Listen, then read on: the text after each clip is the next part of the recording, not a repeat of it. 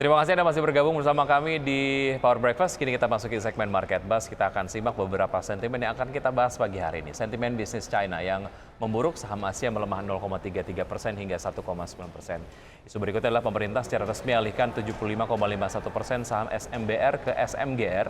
Saham grup MTEK dengan kode saham EMTK dan SCMA ditutup terkoreksi usai final Piala Dunia.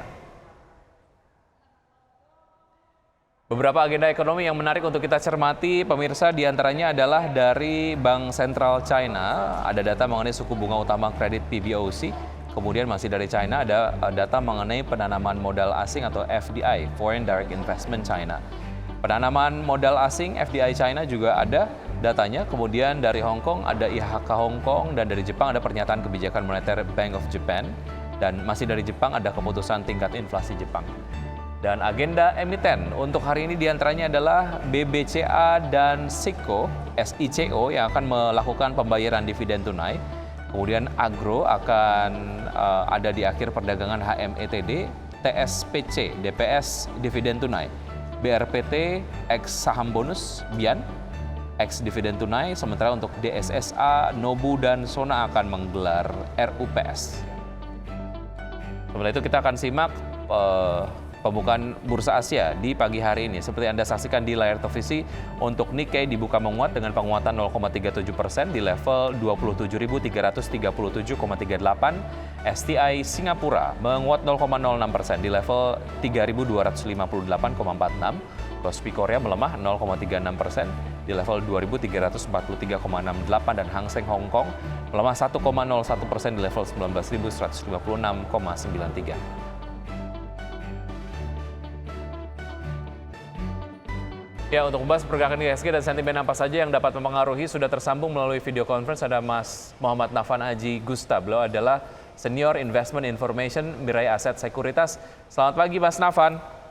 Ya, selamat pagi Mas Wiki, selamat pagi pemirsa IDX Channel. Ya, terima kasih sudah bergabung bersama kami Mas Nafan, sehat selalu. Baik, ya, oke. Sama-sama, sehat juga Mas Wiki. Ya, kita ke penutupan dari bursa global terlebih dahulu. Specifically kita akan ngomongin soal bursa Amerika Serikat. Wall Street yang turun 4 sesi beruntun sejak pidato Jerome Powell Rabu pekan lalu. Pasar minim sentimen atau ketakutan resesi menjadi fokus dari investor, Mas Nafan. Oke, ya sebenarnya kalau menurut saya terdapat ya dua-duanya ya. Hal tersebut merupakan faktor yang krusial yang menyebabkan terjadinya kinerja bursa Amerika Serikat yang kembali terkoreksi lagi begitu. Karena kalau kita tahu bahwasannya para pelaku pasar benar-benar mencermati terkait dengan pidato Jerome Powell yang menegaskan bahwasannya komitmen untuk meneruskan kebijakan aggressive tightening monetary policy ya dalam hal ini ya untuk di tahun ke depan itu pun juga sepertinya masih berlanjut. Kalau misalkan kita melihat dari proyeksi December's dot plot begitu, sebenarnya pada waktu itu para pelaku pasar mendaki adanya pivotal change begitu ya, pada tahun 2023.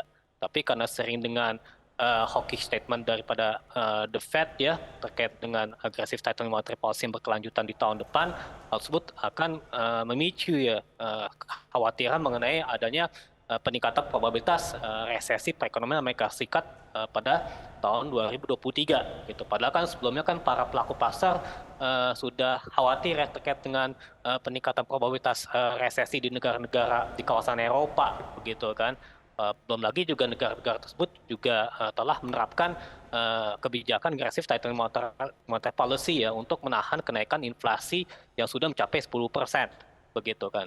Dan ini kalau misalkan jika di Amerika Serikat hal tersebut berlanjut ya, maka dari itu kekhawatiran resesi ini bisa saja menjadikan faktor yang menghambat daripada adanya potensi terjadi window dressing maupun juga Santa Claus rally pada Desember ini begitu. Ya. Dari statement The Fed sendiri yang kemudian cenderung hawkish ini sebetulnya sudah menggambarkan apa yang kemudian menjadi prioritas dari The Fed, antara kemudian memerangi inflasi ataupun mungkin memperdulikan probabilitas terjadinya resesi di beberapa negara termasuk di Amerika.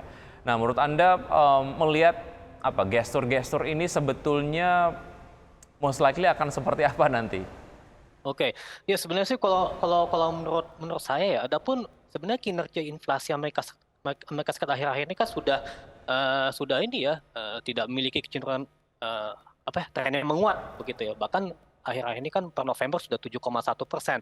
Lalu kalau misalkan per Juni itu US CPI Consumer Price Index itu saya ingat tuh berada di 9,1% begitu. Jadi otomatis saya melihat bahwasannya inflasi di Amerika Serikat itu sebenarnya sudah melandai begitu kan. Tapi kan meskipun demikian Jerome Powell ini kan menegaskan bahwasannya perlu adanya komitmen lebih lanjut ya.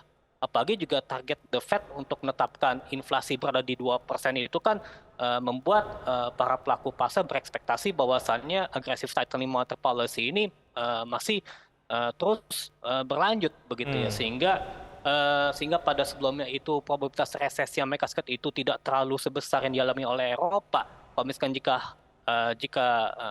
aggressive tightening monetary policy itu berlanjut ya, maka dari itu ya wajar saja para pelaku pasar cenderung menahan diri karena terkait dengan ya peningkatan probabilitas resesi yang akan dialami oleh Amerika Serikat.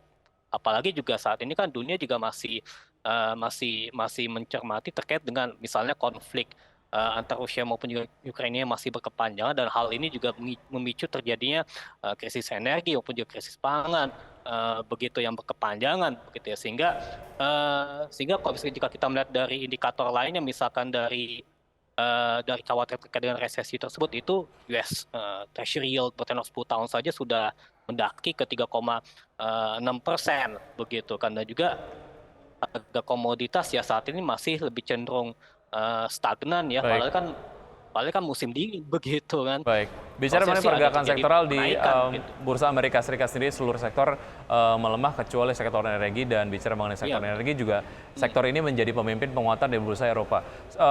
Secara proyeksi ataupun mungkin secara tren ke depan, energi akan kembali menarik atau seperti apa, Mas Nafan? Sehingga tadi ada data juga yang disampaikan bahwa Jerman kembali mengkonsumsi batu bara begitu untuk memenuhi kebutuhan energinya.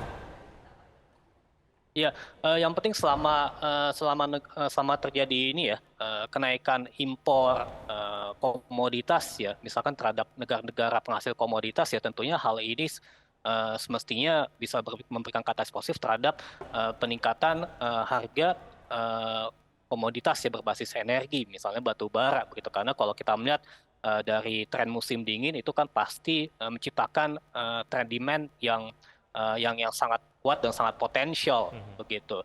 Kecuali kalau misalnya jika negara-negara terkait itu memproduksi batu bara sehingga terjadi oversupply. Tapi lagi-lagi yang namanya negara-negara yang sudah siap ya untuk mengekspor bahan baku berupa komoditas energi batu bara, ini ada Indonesia, ada Australia misalnya begitu. Itu kan semestinya bisa mendapatkan benefit dari adanya windfall profit ya, akibat dari adanya faktor kenaikan harga komoditas tersebut. Kalau di musim dingin itu komoditas semestinya memiliki tendensi untuk menguat ya, kalau menurut saya seperti itu. Jadi semestinya ini kan masih belum resesi, tapi memang probabilitasnya semakin kuat di tahun ke depan begitu. Jadi otomatis semestinya di bulan Desember ini ya, di musim dingin ini semestinya sektor komoditas ini bisa menjadi sektor yang jadi perhatian bagi para pelaku investor, karena kita juga mencermati kinerja laporan keuangan emiten itu semestinya positif pula begitu di kuartal keempat nanti. Baik, walaupun memang ada probabilitas terjadi resesi di beberapa negara yang ada di dunia begitu, namun kemudian kebutuhan energi masih menjadi sebuah kebutuhan pokok, dan ini menjadi chance yang cukup menarik untuk komoditas, khususnya komoditas energi dan juga batu bara di Indonesia ataupun mungkin negara-negara lainnya yang memproduksi batu bara. Oke.